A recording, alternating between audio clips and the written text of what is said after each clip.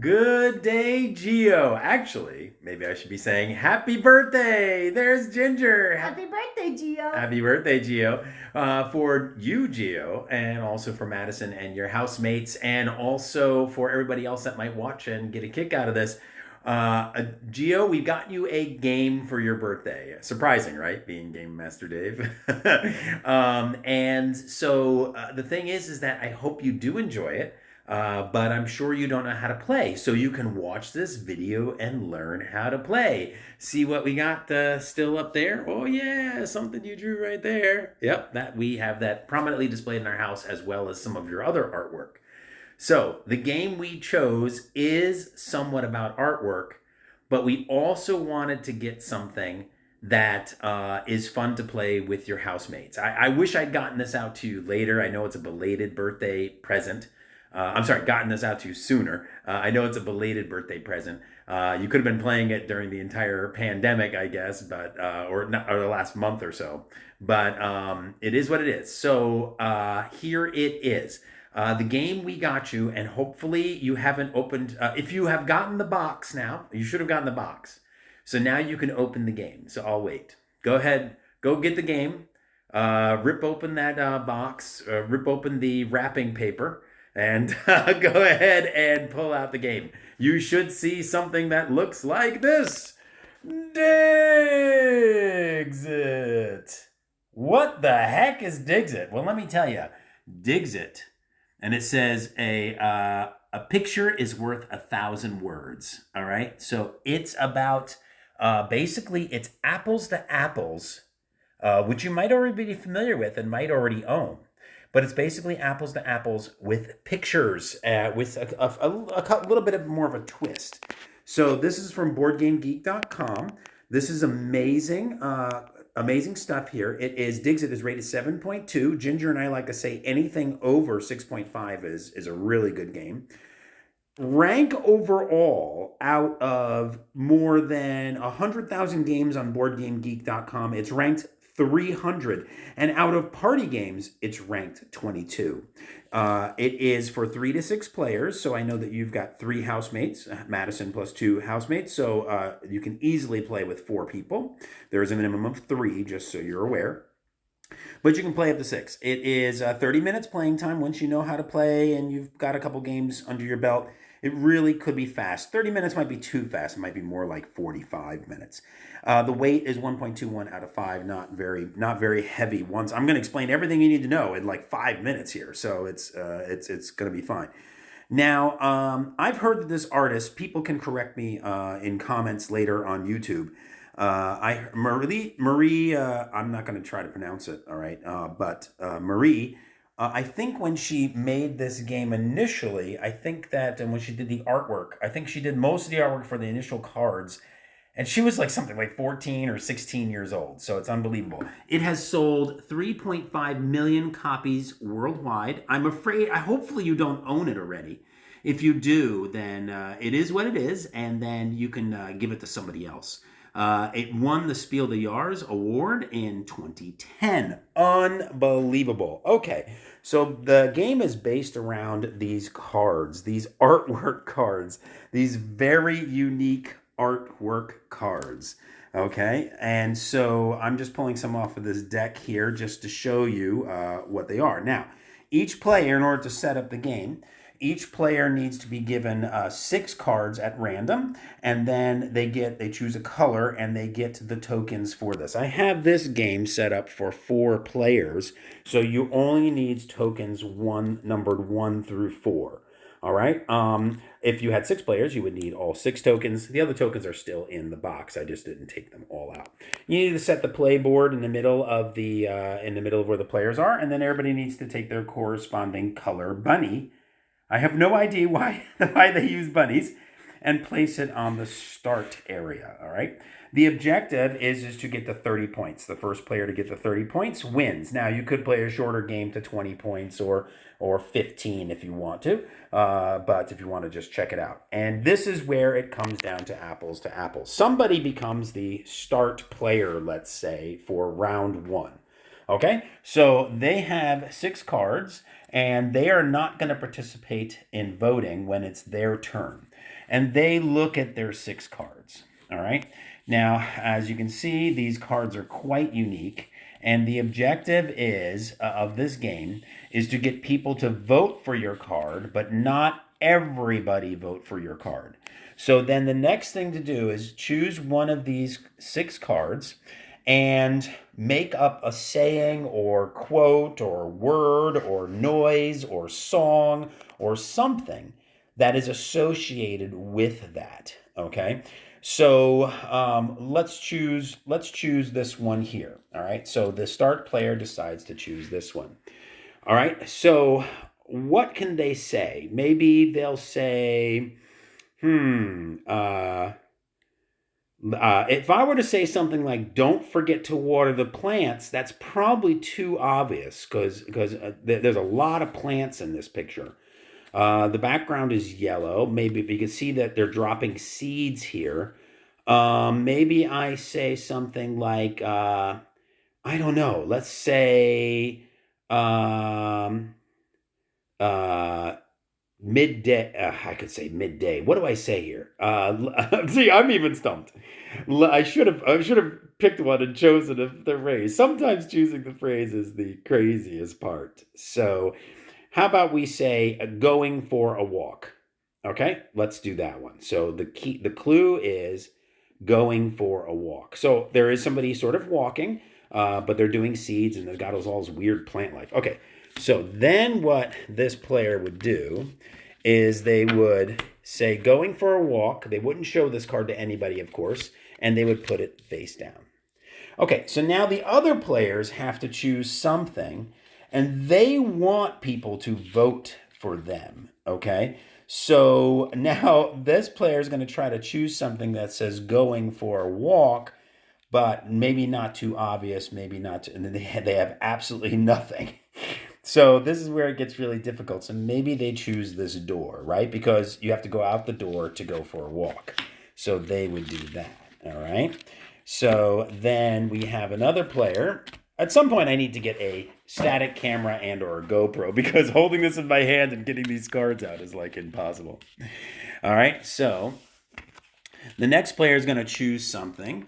So, boy, they have nothing for going for a walk. That might have been a really, really hard question. I thought that you might like this game because of the very unique and crazy artwork.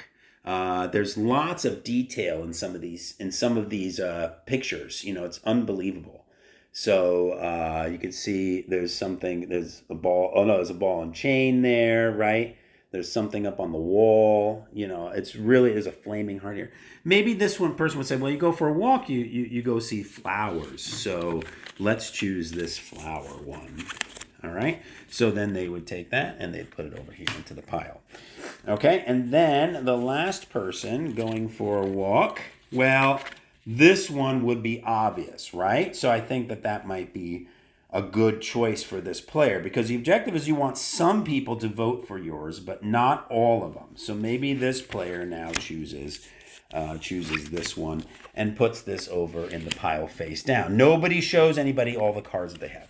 Okay, so then the player that is the judge, or is not the judge, but the start player that turn. Because in apples to apples, you sort of judge. In this, it's a little bit different. Okay? We'll now shuffle these up, and then there's little spots to put them down over here. See? Card 1, card 2, card 3, and card 4. Okay, if you had 6 players, you'd use those 2 slots too. All right, so now everybody gets to use their tokens and vote. So maybe this player, remember, they put out this player 2 over here, the red player, I'm sorry, put out this one. So you don't vote for your own. You have to vote for somebody else's. So obviously it's either, well, it could be any one. So let's say they put a vote. Now the numbers of the votes correspond with 1, 2, 3, and 4. So let's say they vote for number 2. Okay? So they're going to put face down in front of them what their vote is. Now this player number 3, the white player, all right, they're the ones that put that one out. So they can't vote for that one. So maybe they vote for this one with the seed one, which is number 3. So in front of them, they would vote number 3. All right. And to give a final example, then this 4th player here, the green player, they're the ones that put out this one, so they can't vote for their own. So this one seems pretty obvious. So they're actually going to vote for number 3 as well. All right, because they know that theirs is this. They can't vote for that one. So going for a walk, that one, let me vote on that one. All right. Once a non-start players or whatever, first player, whatever you want to call it, have voted, they reveal their votes and they can take their token and put it on top of the one that they voted for. So they voted for 3 and they voted for 3. Now, what's cool about this game is that you don't have to go to the rule book to try to figure anything out. You don't need to remember anything. You just read this chart now, okay? So it says all players find the active player's card, all right? So then the active player would say, this was my card, all right? So all the players didn't find the card, so we don't score that one. But if all players had found the active card, the active player gets 0 points. So if you made it so obvious, if I did say something like plant life, or if I said like, insects look out, because it seems like a lot of Venus flytraps in there or something like that, and everybody chose this card, I would get 0 points, and other players would get 2 points. Everybody else would get 2 points. Okay? Now, or, see the big or no players found the active player's card. Okay? So if nobody chose the active player's card, which it didn't happen in this case, but if it did happen in the future, because maybe you were too vague in trying to get people to vote for your thing, then if no players found the active card, the active player gets 0 points and everybody else gets 2 points plus 1 bonus point per vote on their card. Okay? So if somebody else voted on your card, you get a plus 1 point. Or if at least one player, but not all players, have found the active player's card, which did happen in this case, at least one player have found the active card, but not all the players, the active player gets 3 points. So that did happen in this case. The active player is blue, so the active player gets 3 points. See how that works? All right. So then we go back over here. Players who have found the active player's card also gets 3 points plus 1 point for any vote on their card. Oh, so remember the red player didn't choose the active player. Oh man, so the red player, remember it says players who have found the active card gets 3 points. They didn't vote for the active card, so they don't get any points. And they're the ones that chose the wall or this opening here, which nobody voted for. So the red player actually gets no points. Then let's go to the white player. The white player did choose the active card, all right? And the white player chose the flowers. Nobody voted on it. So here you go. Players who have found the card, 3 points, plus 1 bonus point for anybody that voted on their card. Nobody voted on their card. So then that's the white player. So the white player gets 3 points. All right, now we're going to do the green player. The green player had players who have found the card. They voted on the active card, so they get 3 points plus 1 bonus point per vote on their card. So on their card is somebody voted on it. So they get 3 points plus 1. So the green player would actually get 4 points. Okay? And then you take all the cards, you create a discard pile. Everybody draws a card off the deck because you always start each round with 6 cards. Somebody else becomes the active player and you redo it again. This game is a lot of fun.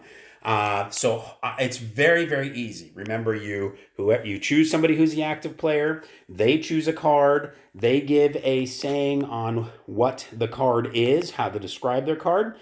They don't want to be too vague, but they also don't want to be too obvious. They need at least one person to vote for their card, but not everybody.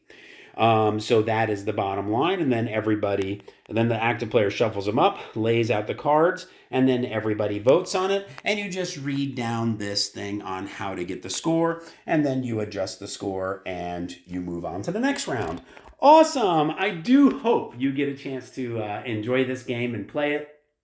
Send us some feedback. I'd really love to hear, Gio, if you and Madison and the rest of your friends enjoy this. When you can, invite some people over. Of course, obviously, just wait for coronavirus to clear. But, hopefully you get a chance to play with 6 people at some point in the future.